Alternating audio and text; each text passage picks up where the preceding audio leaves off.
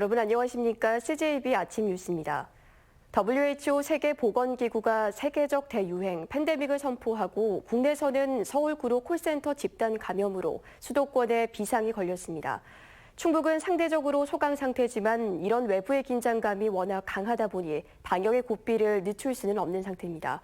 방역의 초점이 콜센터와 노인시설로 옮겨갔습니다. 박원 기자입니다. 청주 365 민원 콜센터 직원들이 한 자리씩 뛰어앉아 근무합니다. 원래 빈자리에 앉아있던 절반의 직원들은 내덕이동 주민센터에 새로 마련한 콜센터 사무실로 자리를 옮겼습니다. 근무 환경상 집단 감염 위험이 높다고 판단해 지난 3일부터 콜센터를 이원화한 겁니다. 도내 콜센터는 모두 23곳, 100명 이상 근무하는 곳은 청주에만 6곳으로 청주시 사례가 좋은 본보기입니다. 건물이 폐쇄되거나 아니면은 한 명의 확진자가 나왔을 때 한 공간에서 근무하기 때문에 최악의 상황을 막고자 이제 나름대로 노력하기 위해서 공간을 2개로 분리하게 되었습니다. 노인시설도 집단 감염에 취약한 곳입니다.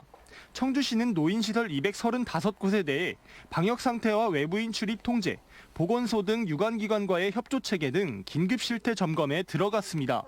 발열 체크를 저희들이 늘 하고 있고 또 각 층별로 올라가시면은 손도 계속 비누로 닦고 있고요.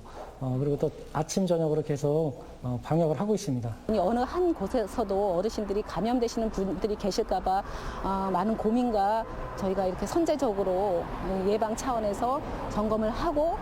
충북 혁신도시에선 확진자인 국가공무원 인재개발원 직원과 접촉한 49명 모두 음성 판정을 받아 지역 전파 위기를 넘겼습니다. 소규모 감염이 산발적으로 발생을 하고 있습니다. 그래서 우리 도에서도 콜센터라든가 이런 곳을 상황을 파악해서 사전에 준비를 철저히 하고 있다 이렇게 말씀드리겠습니다. 한편 집단 감염이 발생한 괴산 오가리의 감염원은 아직 오리무중인 가운데 오가리 확진 환자 91살 여성의 상태가 위중한 것으로 알려졌습니다. CJB 뉴스 박원입니다. 전국 유치원과 학교의 개학이 3주나 연기되면서 급식용 식자재를 공급했던 농가와 유통업체들이 직격탄을 맞고 있습니다. 밭에는 수확을 포기한 농작물들이 버려져 있고 창고에는 식자재가 썩어가고 있습니다. 이윤영 기자의 보도입니다. 청주의 한 친환경 재배 농가. 겨우내 정성 들여 키워온 시금치가 누렇게 시들어가고 있습니다. 친환경 유기농으로 키우느라 갑절이나 정성을 들였지만 급식이 중단되면서 수확을 포기한 겁니다. 그나마 수확한 시금치도 판로가 막혀 창고에 쌓여 있습니다. 일주일 안에 팔지 못하면 그대로 폐기 처분해야 하지만 다른 판로를 찾을 수도 없습니다.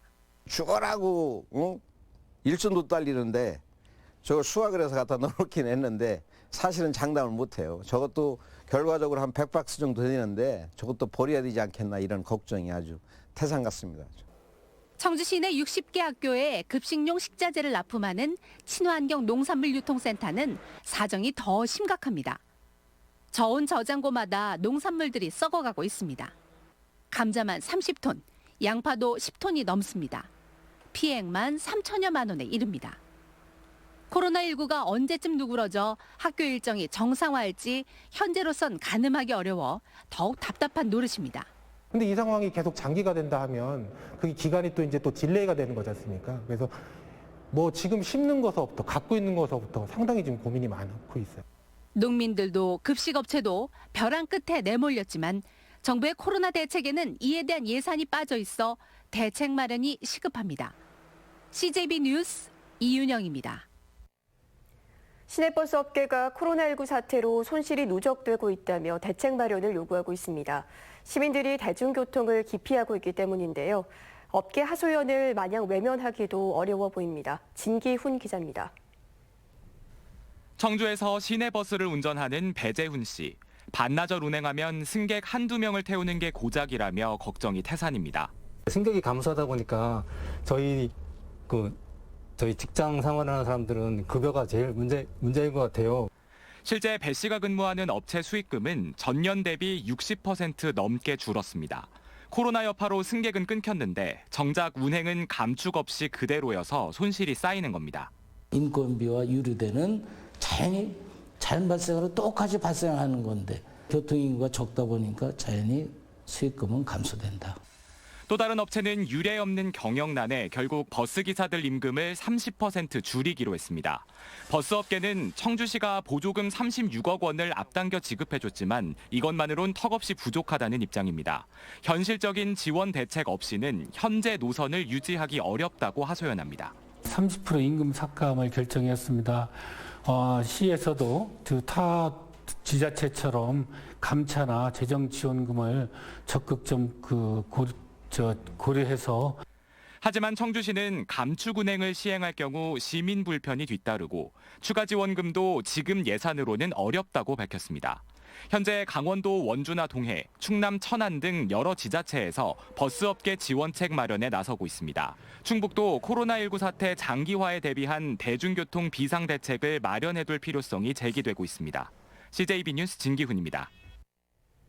청주시가 코로나19 확산에 따른 버스 승객 감소로 어려움을 겪고 있는 시내버스 업계에 대해 255억 원의 재정 지원금 중 84%인 213억 원을 선지급하기로 했습니다.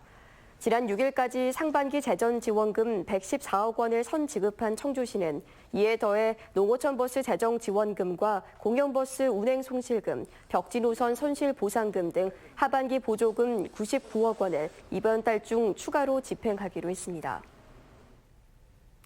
코로나19 확산 방지를 위해 도내 학원과 교습소 3,117곳에 방역 소독비가 지원됩니다.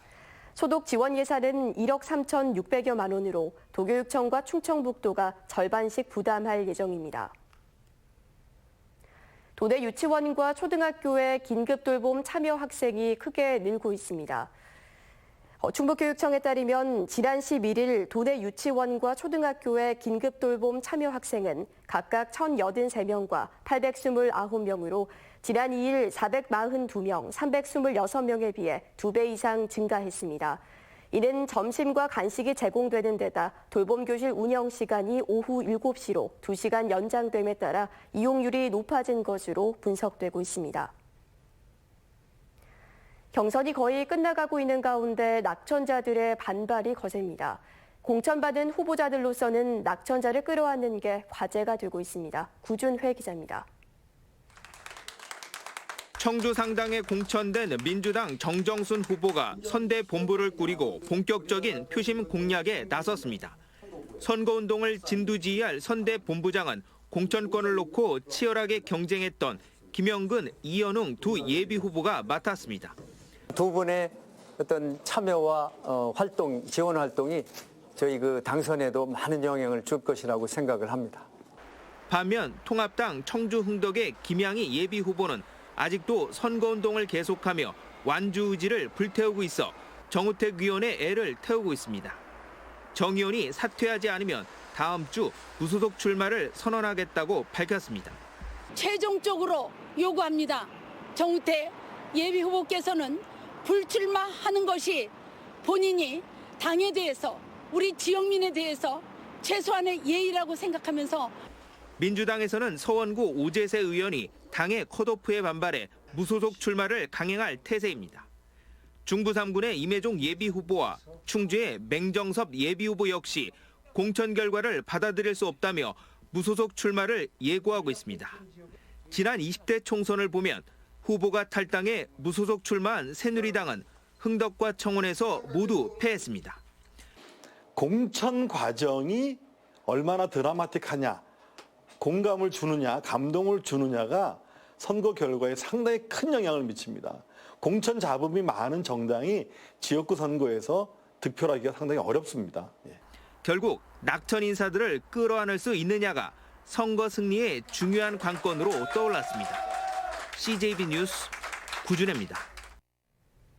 충주의 이종배 국회의원이 예비후보 등록을 하면서 충주 선거구의 대진표가 마무리됐습니다. 더불어민주당의 김경욱 전 차관과 민생당의 최용수 전 시의원 등 3명이 각자 배수의 진을 치고 출사표를 던졌습니다. 김기수 기자의 보도입니다. 재선의 이종배 국회의원이 3선 도전에 나섰습니다. 충주 선거관리위원회에 예비후보 등록을 마치고 본격적인 선거운동에 돌입했습니다. 이 후보는 코로나19를 막지 못한 현 정부를 심판하고 3선의 정치력으로 충주의 발전을 이어나가겠다고 밝혔습니다. 민생 경제, 안보, 보건 모든 분야에서 이런 폭망한 상태로 재앙을 내리고 있습니다. 이에 맞서는 더불어민주당 김경욱 예비후보는 원도심 재생 등 공약을 잇따라 발표하며 인지도를 높이는 데 집중하고 있습니다. 특히 당내 경쟁자들을 선대위로 흡수하면서 힘을 결집시키고 있습니다. 충주 발전을 위한 가장 바람직한 방안이 무엇인가에 대해서 정책을 개발하고 또 야당 후보와 정책 대결을 통해서 좋은 결과를 내도록 그렇게 노력을 하겠습니다. 시의원 출신인 민생당 최용수 예비후보는 제3당의 불모지인 충주에 새로운 바람을 예고하고 지방 분권과 서민 경제를 살리는 데 최선을 다하겠다고 밝혔습니다.